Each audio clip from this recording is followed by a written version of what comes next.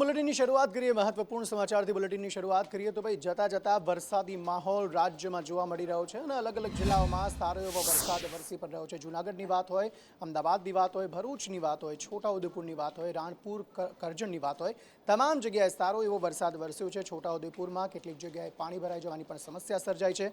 અમદાવાદમાં પણ દિવસ દરમિયાન રાતનું અંધારું હોય અથવા તો સમી સાંજ પડી ગઈ હોય તે પ્રકારનો માહોલ જે છે તે વરસાદે કરી નાખ્યો। ભરૂચમાં પણ સારો એવો વરસાદ વરસ્યો છે, કરજણમાં પણ સારો એવો વરસાદ વરસ્યો છે અને રાણપુરમાં પણ સારો વરસાદ વરસ્યો છે।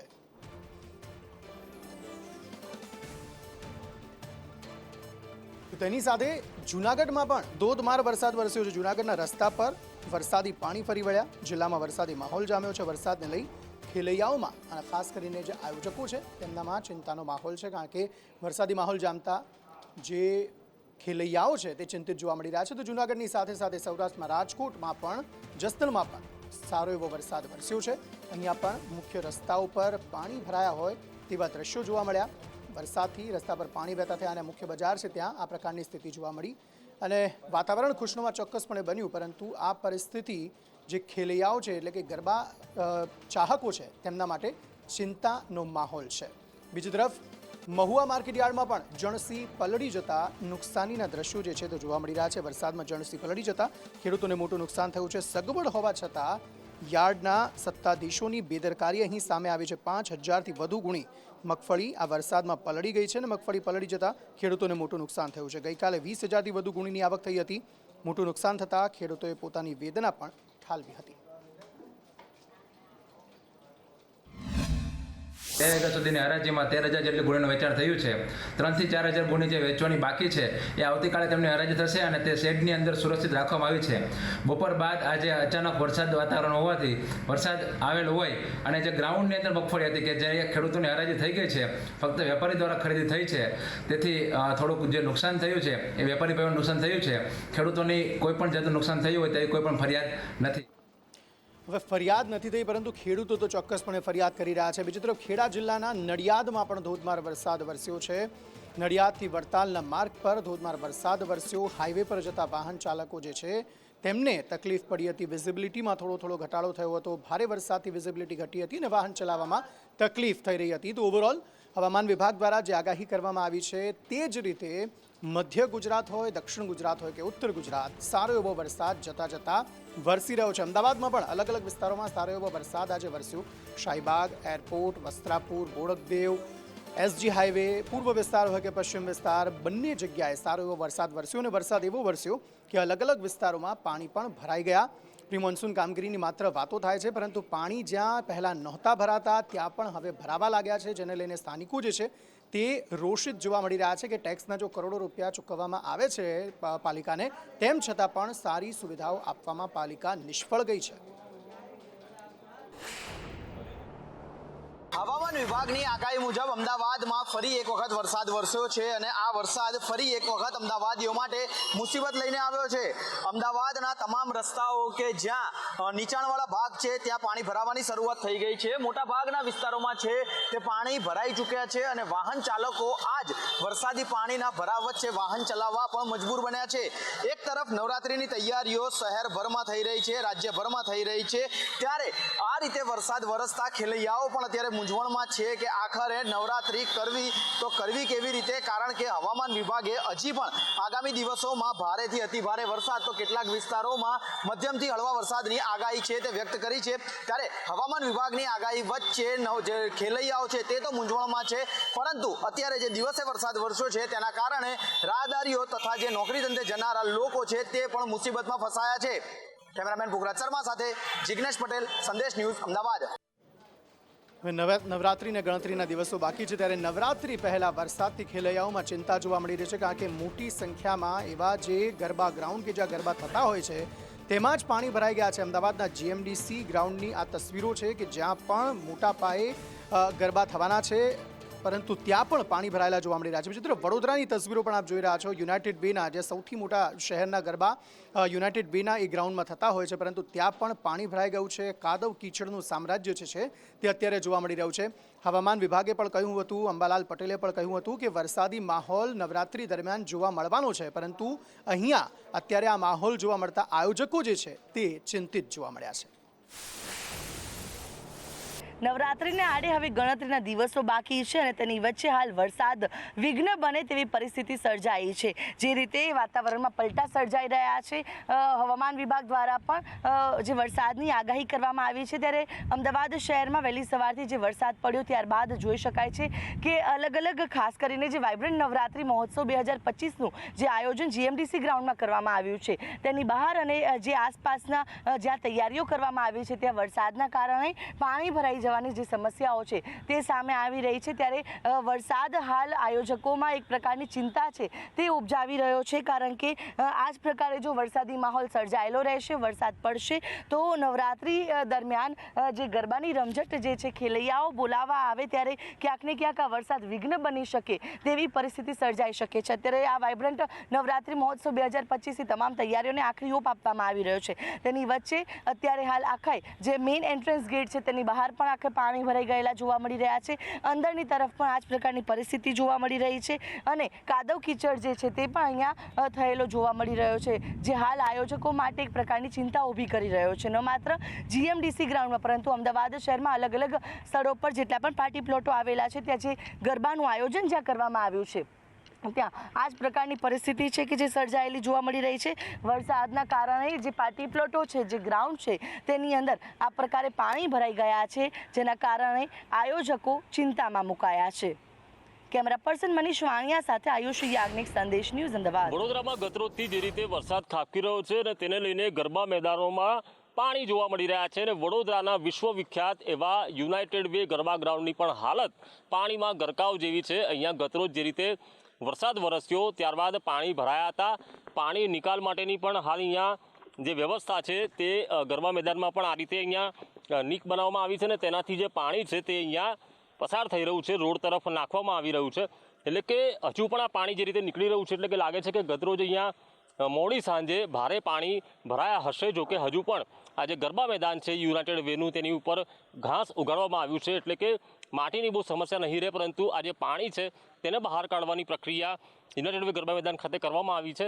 હજારો અહીંયા ખેલૈયાઓ આવતા હોય છે અને વડોદરા શહેરનું સૌથી મોટામાં મોટું અને વિશ્વવિખ્યાત યુનાઇટેડ વે ગરબા ગ્રાઉન્ડ કે અહીંયા દેશ વિદેશથી પણ ખેલૈયાઓ ગરબા ઘૂમવા અને જોવા માટે આવતા હોય છે. પરંતુ વરસાદે જે રીતે પોતાની રમઝટ બોલાવી છે ત્યારે ખેલૈયાઓ તો ક્યાંક ઉત્સાહિત છે, પરંતુ આયોજકો ચિંતામાં છે. અને વડોદરાના બે સૌથી મોટા ગરબા વડોદરા નવરાત્રી ફેસ્ટિવલ અને યુનાઇટેડ વે ગરબા ગ્રાઉન્ડના મેદાનોમાં પાણી જોવા મળી રહ્યા છે. કેમેરા પર્સન નિકેશ વડન સાથે કુણાલ શર્મા, સંદેશ ન્યૂઝ, વડોદરા. અને ખેલૈયાઓને આયોજકોને ચિંતા થવી સ્વાભાવિક પણ છે, કારણ કે હવામાન નિષ્ણાત અંબાલાલ પટેલ, પરેશ ગોસ્વામી અને હવામાન વિભાગ પણ કહી રહ્યું છે કે ભાઈ નવરાત્રી દરમિયાન વરસાદ અચૂક પડવાનો છે. નવરાત્રિની શરૂઆતમાં લગભગ વરસાદી છાંટા પડવાની શક્યતા રહેશે, પણ ઉલ્લેખનીય છે કે નવરાત્રિમાં ગરમી વધારે પડશે. 23 સપ્ટેમ્બરથી ગરમી વધારે પડશે. ગુજરાતમાં લગભગ 28 સપ્ટેમ્બરથી 2 ઓક્ટોબર 3 ઓક્ટોબર વચ્ચે ભારેથી અતિ ભારે વરસાદ થવાની શક્યતા રહેશે. 22 सितंबर तक हम कच्छ और बनासकांठा, पाटर और महसाना को छोड़ दें, जिसमें ड्राई वेदर रहेगा और उसके अलावा गुजरात स्टेट के सारे डिस्ट्रिक्ट शामिल हैं, जिसमें लाइट टू मॉडरेट रेन का पूर्वानुमान है. નવરાત્રી શરૂ થવા જઈ રહી છે. નવરાત્રી ઉપર પણ લગભગ માની શકાય કે શરૂઆતના દિવસમાં છૂટા છવાયા વરસાદ વરસી શકે છે. જો કે શરૂઆતના દિવસમાં વરસાદ હશે એ વરસાદ એકદમ છૂટા છવાયા અને સામાન્ય વરસાદ હશે, પણ નવરાત્રીના જે છેલ્લા દિવસો હશે એમાં ભારેથી અતિ ભારે વરસાદની સંભાવનાઓ છે. નવરાત્રીનો માહોલ છે, પરંતુ લવ જેહાદની ઘટનાઓ ન બને તેને લઈને સુરતમાં ખોડલધામ ગરબામાં એક વિશેષ નિર્ણય લેવામાં આવ્યો છે. અને નિર્ણય શું લેવામાં આવ્યો છે અને સાથે નિર્ણય પર કેટલા મક્કમ જે પાટીદાર લોકો છે અથવા તો જે ખોડલધામ સમિતિ જે છે તે કેટલી મક્કમ જોવા મળી રહી છે, મનીષ પરમાર પાસેથી આ અંગે વધુ વિગતો મેળવીએ. મનીષ. જી અંકિત, વાત કરીએ તો નવરાત્રિમાં દીકરીઓની સુરક્ષાને લઈને ખાસ ધ્યાન આપવામાં આવે છે, ત્યારે ખોડલધામ જે ગરબા આયોજન કરવામાં આવ્યા છે ત્યારે એક મોટો નિર્ણય લેવામાં આવ્યો છે કે અન્ય જાતિ કે અન્ય ધર્મના લોકોને આ નવરાત્રિમાં આ એન્ટ્રી આપવામાં નહીં આવશે, જેવા નિર્ણય લેવામાં આવ્યો છે. અને મોટો જે કહેવાય કે નિર્ણય કહી શકાય, કારણ કે અત્યાર સુધી લવ જિહાદના કિસ્સાઓ રોકવા માટે વિધર્મીઓને રોકવામાં આવતા હતા, પરંતુ આ વખતે ખોડલધામના જે આયોજક છે તેમણે એક નવરાત્રિનું આયોજન કર્યું છે કે આપણા આંગણે આપણી દીકરીઓ. ત્યારે જે કહેવાય કે નિર્ણયને લઈને જે વિવાદ છેડાયો છે, કારણ કે મોટાભાગે અત્યાર સુધીમાં લવ જિહાદના કિસ્સા રોકવા માટે વિધર્મીઓને રોકવામાં આવતા હતા, પરંતુ હવે અન્ય જાતિઓના લોકો છે તેને પણ ગરબામાં એન્ટ્રી આપવામાં આવશે ને તેવો નિર્ણય લેવામાં આવ્યો છે. ખાસ કરીને વાત કરીએ તો સુરતના કોસમાડા ખાતે નવરાત્રિ થવાની છે અને જે ખોડલધામના આયોજકો જે આ જે કહેવાય કે નિર્ણય લીધો છે, સાથે જ આ તમામ લોકોના જે આઈડી કાર્ડ ચેક કરવામાં આવશે અને ત્યારબાદ જ એન્ટ્રી આપવામાં આવશે. કોઈ પણ અન્ય જ્ઞાતિના લોકોને એન્ટ્રી આપવામાં નહીં આવશે. આ નિર્ણય લેતા જે કહેવાય કે સૌ કોઈ અચંબે પડી ગયા છે, કારણ કે અત્યાર સુધીમાં જે નિર્ણયો લેવાતા હતા તે વિધર્મીઓ માટે લેવાતા હતા, પરંતુ આ નિર્ણયથી જે કહેવાય કે મોટો વિવાદ છેડાયો છે. જી, ઉપરોક્તના બનાવની વિગત એવી છે કે આ આરોપીએ ગત વર્ષ 2023માં હોળીના દિવસે મહિલાના પતિની સાથેની મિત્રતાના લાભ ઉઠાવી મહિલાના ઘરે જઈ તેણીને ઠંડાઈમાં નશીલું પીણું પીવડાવી બેભાન કરીને તેની સાથે બળજબરી શરીર સંબંધ બાંધેલો હતો. એટલું જ નહીં, પરંતુ મહિલા પાસેથી આ સમગ્ર સમયગાળા દરમિયાન આશરે 3,70,000 જેટલી રકમ તેમજ 10,70,000 જેટલી રકમના સોનાના દાગીના પણ પડાવી લીધેલ હતા. આપવા માટે જોવાનું રહેશે કે આગામી સમયમાં શું કાર્યવાહી પોલીસ દ્વારા આગળ કરવામાં આવે છે. સમાચારો તરફ આગળ વાત કરીએ, વાત ભરૂચની કરીએ. ભરૂચની બહુ ચર્ચિત દૂધધારા ડેરી, જેનું પરિણામ આવ્યું ને પરિણામમાં મોટો ઉલટફેર જે છે તે જોવા મળ્યો છે. મોટો ઉલટફેર એ થયો કે બળવો કરીને સામે પડેલા જે ધારાસભ્ય છે, ધારાસભ્યની હાર થઈ ગઈ. ઘનશ્યામ પટેલ સહિત આખી પેનલ જે છે તેની જીત થઈ છે. નાંદોદ પશ્ચિમ બેઠકથી જે ઘનશ્યામ પટેલ છે તે માત્ર 2 મતે જીતી ગયા. આ ઉપરાંત બીટીપીના મહેશ વસાવા પોતે પણ હારી ગયા. ઘનશ્યામ પટેલ સામે અરુણસિંહ રાણા પડ્યા હતા. ભરૂચ, વાગરા અને આમોદ બેઠક પર ટાઈ પડી હતી. ધારાસભ્ય તરીકે જે કામ કરે છે, બેંકમાં ચેરમેન તરીકે જે કામ કરે છે એ અલગ વિષય છે. સાહેબ, દૂધધારા ડેરી એના મતદારોએ અમારી પર વિશ્વાસ મૂક્યો છે અને ક્લિયર કટ મેન્ડેટ અમને પ્રજાએ પણ આપી દીધો છે કે વાગડા હોય કે જંબુસર હોય કે નર્મદા હોય. અમારી જીત ટ્રાઇબલમાં પણ છે. એ જ બતાવે છે કે અમે ગડુડેશ્વરની સીટ માત્ર ને માત્ર ઉમેદવારની ભૂલના કારણે હાર થઈ છે. ઘનશ્યામ પટેલના કાળા ધંધા હાઈકોર્ટમાં પડેલા છે. હાઈકોર્ટમાં તે દિવસે પણ કહેલું છે કે સત્તા મળે તો પણ ભોગવવાની તકલીફો આવવાની છે. એમાં અમારા 4 અપક્ષ હતા, એમાં અમારા 3 જીતે છે. 3 જીતવાના છે. અમે એક ખાલી એનો ભોગ બન્યા છે. પતંગ અને રોલર બંને લડાવવા પડ્યા ને એની અંદર બલાડી જેવો ઘાટ થયો કે બંને વેચાયા ને એના પછી આમને 117 મત મળ્યા અને મને 76 મત મળ્યા છે અને પતંગને 97 મત મળ્યા. પણ મને સંતોષ છે. વાગરા ઝોનમાં વિજય તો થયો તે ભારતીય જનતા પાર્ટીનો વિજય છે, ઘનશ્યામ પટેલ સાહેબનો વિજય છે. હું વાગરા વિધાનસભાના ધારાસભ્ય જે દાવો કરતા હતા કે અમે 15 સીટ જીતીશું, એની સામે અમારી જીત છે.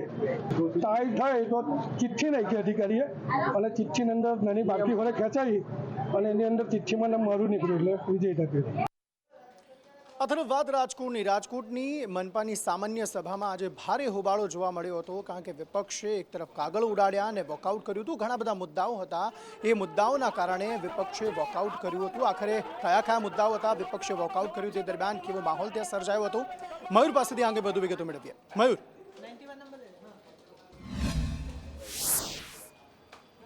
બિલકુલ અંકિત, જે પ્રકારે દર વર્ષે મહાપાલિકાની સામાન્ય સભા હોય છે, દર 3 મહિને મળતી હોય છે અને તેની અંદર આ પ્રકારના હોબાળા છે તે સામાન્ય થતા હોય છે. આ વખતે માત્ર વિપક્ષ નહીં પરંતુ સત્તાધારી પક્ષના વરિષ્ઠ નગરસેવક છે તેમને પણ એક વાતને લઈને હોબાળો કર્યો હતો.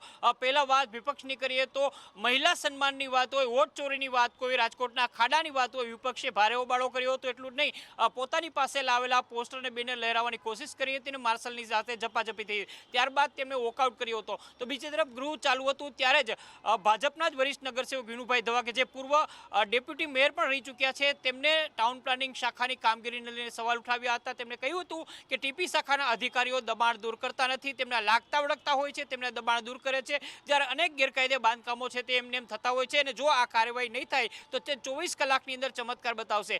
મીડિયા સાથેની વાતચીતની અંદર વિનુ દવાએ કહ્યું હતું કે તેમને પોતાની વાત છે મેયર સહિતના તમામ લોકોને કરી છે અને હવે જો ટીપી શાખાના અધિકારીઓ નહીં સુધરે તો તેઓ ફડાકાવાળી પણ કરશે અને ધોકાવાળી પણ કરશે.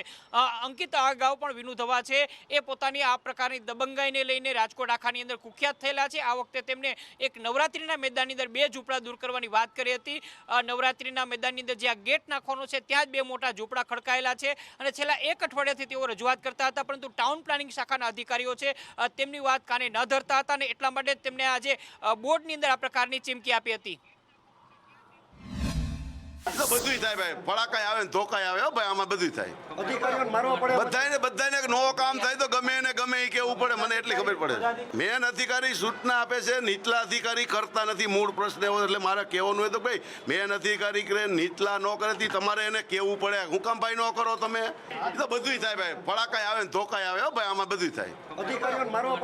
બધાને નવો કામ થાય તો ગમે એને ગમે એ કેવું પડે, મને એટલી ખબર પડે. વડાપ્રધાન નરેન્દ્ર મોદી આજે ગુજરાતની મુલાકાતે હતા અને ભાવનગર ખાતે તેમણે આત્મનિર્ભર ભારત માટે અને આત્મનિર્ભર ગુજરાત માટે મહત્વપૂર્ણ વાતો કહી હતી.